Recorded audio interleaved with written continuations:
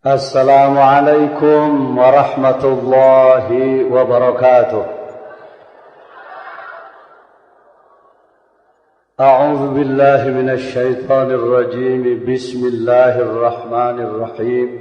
الحمد لله الذي أرسل رسوله بالهدى ودين الحق ليظهره على الدين كله، والصلاة والسلام على سيدنا ومولانا محمد عبده ورسوله وعلى آله وأصحابه. أما بعد. حضرة المكرم والمحترم شيخنا ومرشدنا ووسيلة بيننا وبين الله ووسيلة نزول رحمة الله علينا Sayyidi Pangarsa Abah Syekh Ahmad Sohibul Wafa Tajil Arifin. Para jamaah yang sedang mendengarkan suara dari radio Al-Inayah Pondok Pesantren Suryalaya, kita sekarang mendapatkan limpahan rahmat dari Allah, dipanjangkan umur sampai bulan Syawal, telah melaksanakan saum Ramadan dengan perlengkapannya: salatul tarawih, tadarus, qiyamul lail, zakatul fitrah, i'tikaf, dan lain sebagainya, sehingga manusia mendapatkan Idul Fitri. Pemahaman terhadap Idul Fitri belum merata secara mendalam. Kebanyakan menerjemahkan Idul Fitri baru kembali kepada futur, yaitu makan pagi. Karena itu Idul Fitri lebih disemarakan dengan semacam pesta kebanggaan kemenangan. Merasa bersyukur karena menang melawan setan, melawan nafsu, sehingga mampu saum bulan Ramadan, itu baik. Termasuk surra bi ta'atin, berbahagia karena melaksanakan taat kepada Allah. Tetapi kalau kita melihat misi daripada Ramadan adalah la'allakum tattaqun, untuk mencetak manusia bertakwa, maka Idul Fitri tidak cukup difahami sebatas kembali kepada makan pagi. Fitrah banyak sekali dipergunakan di dalam Al-Quran ataupun hadis Rasulullah sallallahu alaihi wasallam. Hadis Rasul menyatakan kullu mauludin yuladu alal fitrah. Fitrah di sini dikaitkan dengan kelahiran, maka artinya adalah kesucian. Tetapi kalau dikaitkan dengan zakatul fitrah, berbeda lagi terjemahnya. Zakatul fitrah adalah zakat bagi setiap kepala, setiap individu. Fitrah artinya jelema. Tetapi kalau Idul Fitri diterjemahkan kepada kembali kepada fitrah, bukan sebatas suci seperti setelah dilahirkan, seperti ketika dilahirkan, tetapi fitrah adalah kembali kepada siap, kembali kepada siaga.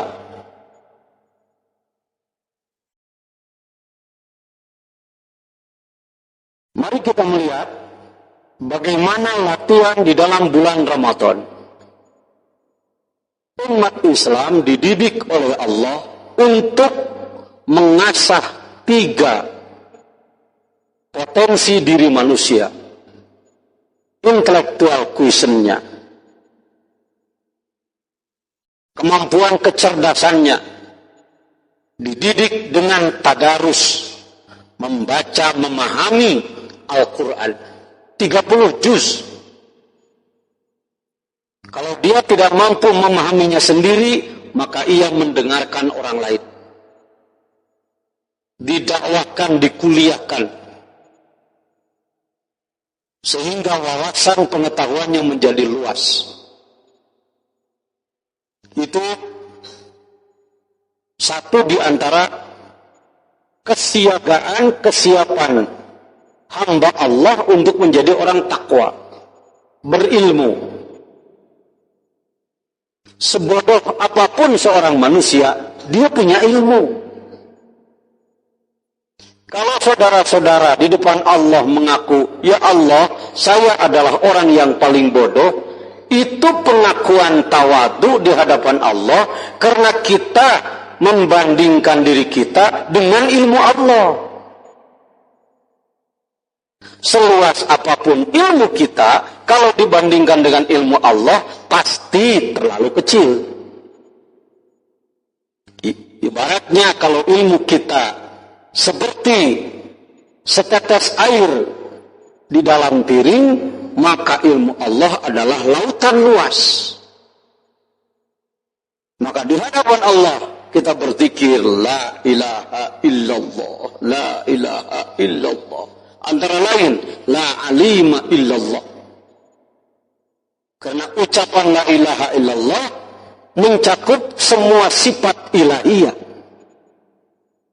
Asmaul husna yang 99, asmaul husna yang 1000, asmaul husna yang 4000, asmaul husna dan sifatullah yang tiada batas, semuanya masuk di dalam la ilaha illallah. Karena itu disebutkan afdalu ma qultu ana wa nabiyyuna min qabli la ilaha illallah. Mencakup semua asma Allah. Manakala sang zakir, orang yang sedang berzikir mengucapkan la ilaha illallah, silakan asma mana yang masuk di dalam hati. La khaliqa illallah, tiada yang menciptakan kecuali Allah. Tersambung dengan rasa syukur, mata dengan melihatnya, telinga dengan mendengarnya, hidung dengan penciumannya, lidah dengan rasanya.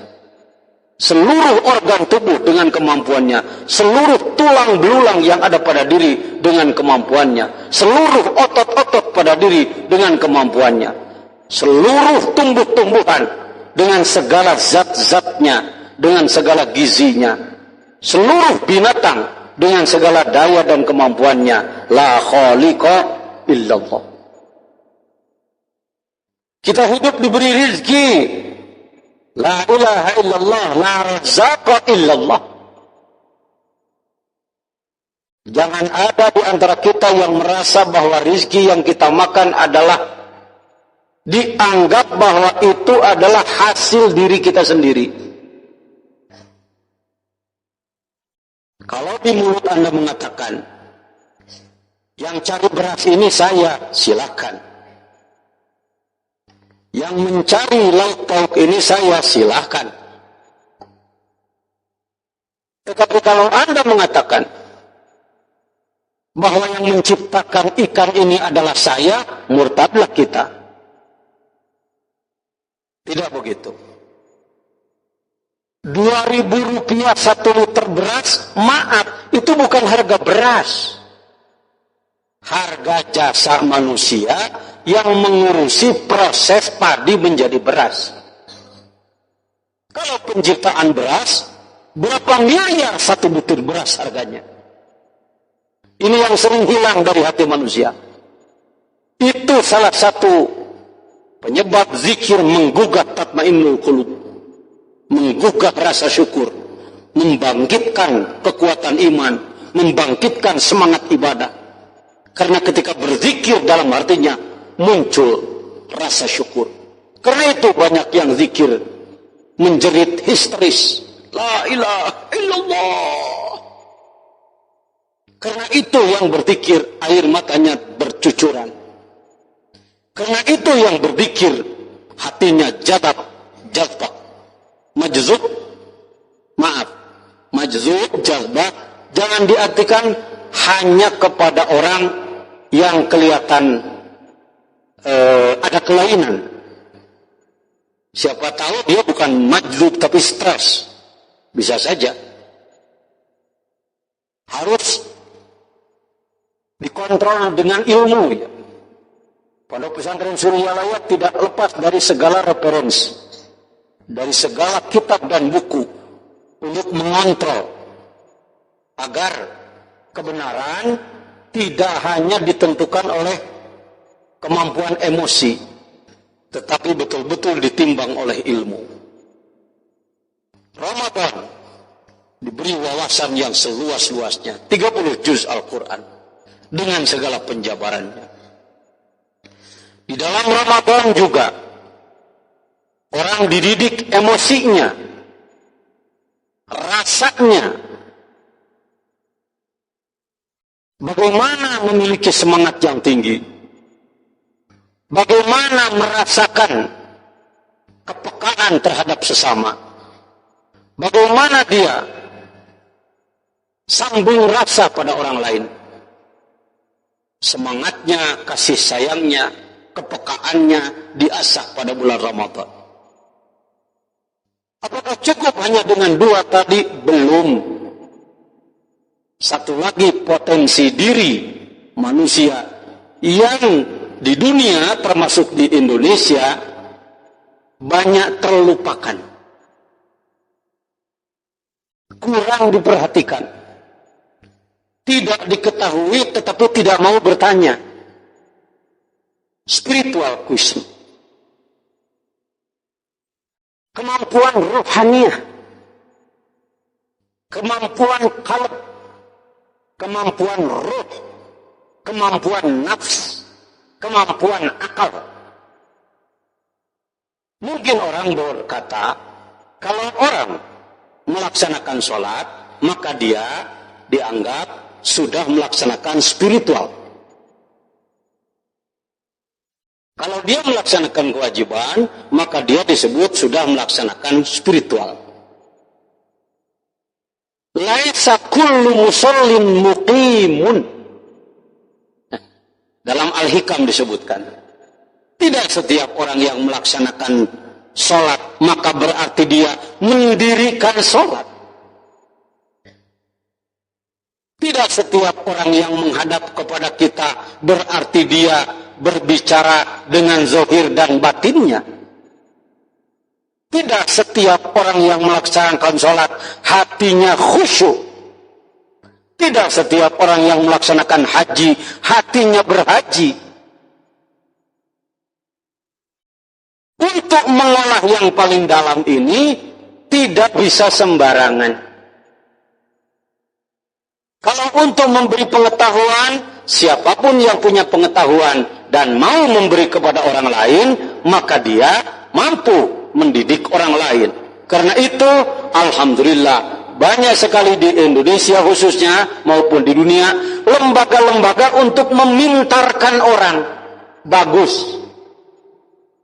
Karena pintar, berpengetahuan, itu diperintahkan oleh Allah. Yarfa'illahu alladhina amanu minkum walladzina utul ilma darajat. Tetapi hanya dengan mendidik pengetahuan saja, seperti orang yang diberi resep masakan setiap hari, tapi dia tidak pernah masak, apa mau makan buku? Orang yang hanya tahu rute perjalanan, Surabaya tahu, Semarang tahu, Lampung tahu, Palembang tahu, Medan tahu, kemanapun tahu, tapi tidak pernah berangkat. Maka dia senang hanya dengan membicarakan tentang cerita perjalanan. Tetapi tidak merasakan bagaimana nikmatnya penerbangan, nikmatnya perjalanan. Orang yang membicarakan resep masakan, 1000 resep masakan, tetapi tidak pernah memasak, dia tidak akan pernah mencicipi bagaimana nikmatnya masakan. Dan orang yang hanya memiliki pengetahuan dan ibadah zahir saja, hasilnya hanya mendapatkan sawab. Sawab adalah pahala. Bagus. ketimbang tidak dapat pahala. Tetapi jangan puas hanya mendapat pahala. Karena pahala itu pemberian.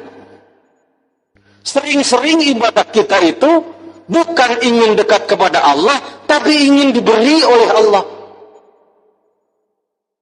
Banyak orang yang rajin melaksanakan tahajud karena ia ingin punya uang banyak untuk bikin rumah, beli sawah, beli mobil, dan lain sebagainya. Setelah tujuannya tercapai, tahajudnya libur. Ada orang begitu? Di mana orangnya? Ya, nggak tahu. Mungkin yang ngomong ini, mungkin yang dengar. Ini menunjukkan bahwa kita beribadah baru bisa menjual ibadah kepada Allah. Mohon maaf kalau istilah kitab Al-Anwarul Qudsiyah Hadratus Syekh Imam Asy-Sya'rani, beliau mengatakan was-sawabu fi maudhi'i ulqid dawab. Kalau orang cuma ingin pahala, kelasnya baru kelas kambing.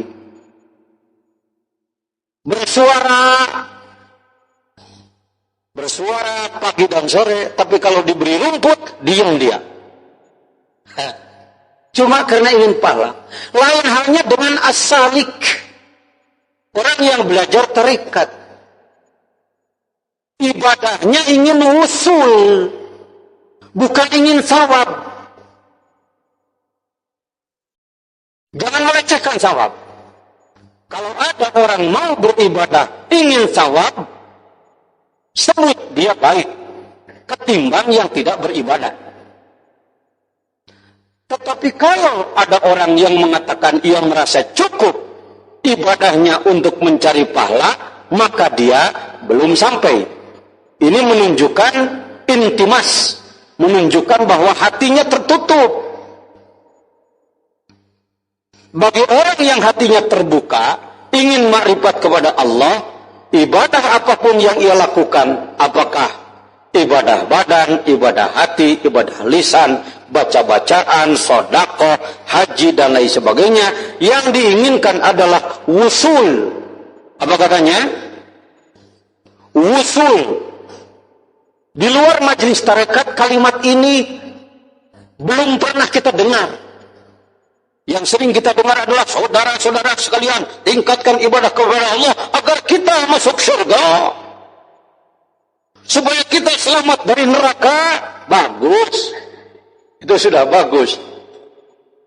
Tetapi belum sampai.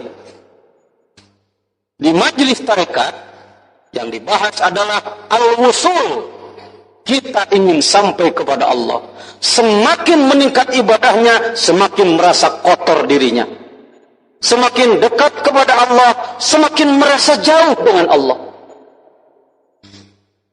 Kalau orang yang ibadahnya hanya menginginkan pahala, begitu dia berdoa, doanya dikabulkan Allah, sering menjadi tolak pinggang. Nya, Allah teh kasih menyahan. Uduni astajib lakum. Tokcer saya mah. Hayang naon ge ku Allah dikabul. Jadi tolak pinggang, baru diberi ijabah.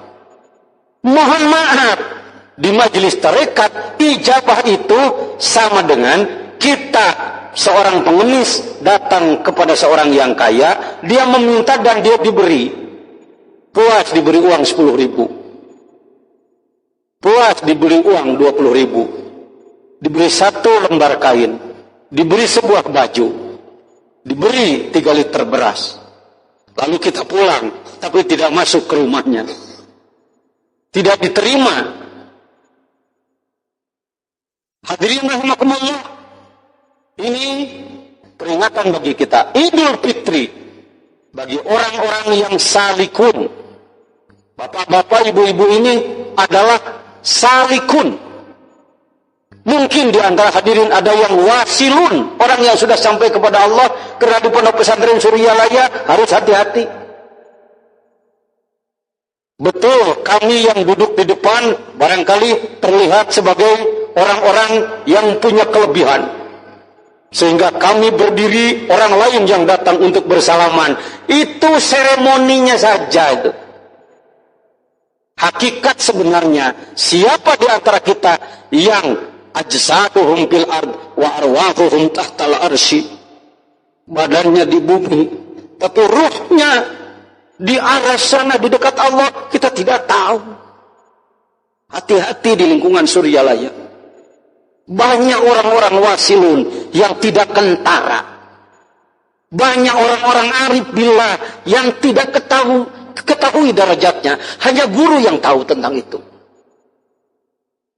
Martabat sebagai pengurus yayasan, sebagai wakil talqin dan lain sebagainya, mohon maaf, itu tugas saja. Itu adalah tugas khidmat saja. Tidak menjamin ketinggian martabat di sisi Allah. Mohon maaf, mohon maaf. Saya tidak bermaksud merendahkan martabat. Karena terkadang sebuah jabatan juga ditunggangi setan, ditunggangi nafsu, ujung-ujungnya menjadi kesombongan. Jadi ada salikun, orang-orang yang suluk, atau rahilun, orang-orang yang sedang melakukan perjalanan menuju Allah.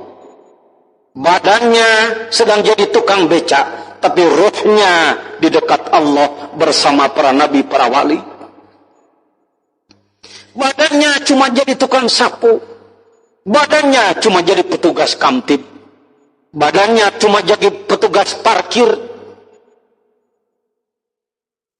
Kita di atas kendaraan diparkirkan oleh dia. Siapa tahu tiupan peluit dia adalah berisi zikir yang menembus 7 lapis langit. Siapa tahu saya yang berserban, yang disebut sebagai ketua bidang dakwah, yang disebut sebagai anu, hanya menjadi kesombongan. Bisa saja. Hadirin rahimakumullah, Idul Fitri kembali kepada siaga, siap ilmunya, siap emosinya. Jangan sempitkan emosi kepada kemarahan. Sering kita mengatakan, lu emosi lu, sebab lu marah. Menyayangi orang lain itu emosi, rasa. Rasa belum kepada rahasia, maaf. Rasa bukan rahasia. Aduh, saya merasa iba pada dia. Belum rahasia itu.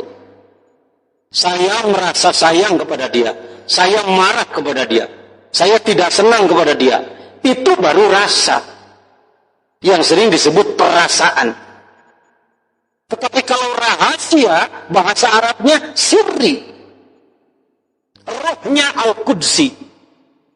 Saudara-saudara, perjalanan menuju Allah bukan harus mencari sayap lalu terbang ke langit, tidak akan sampai.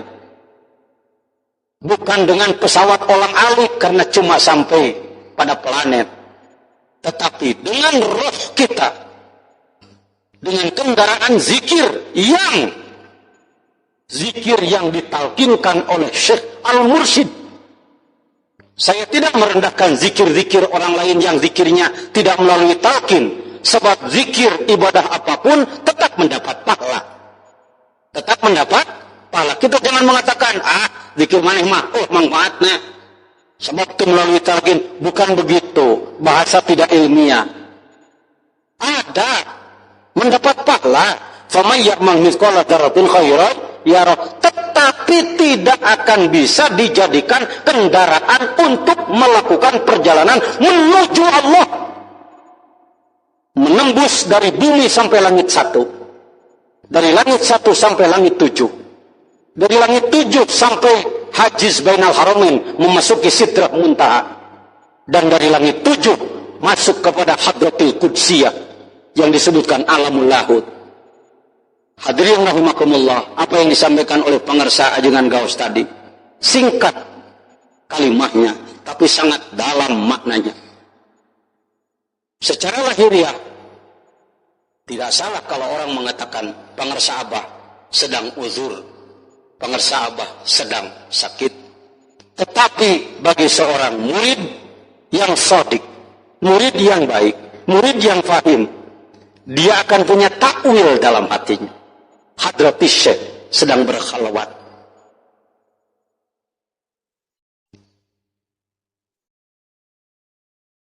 Sakit kepala Makanya Rasulullah dulu berlipat ganda daripada sakit kepala para sahabat.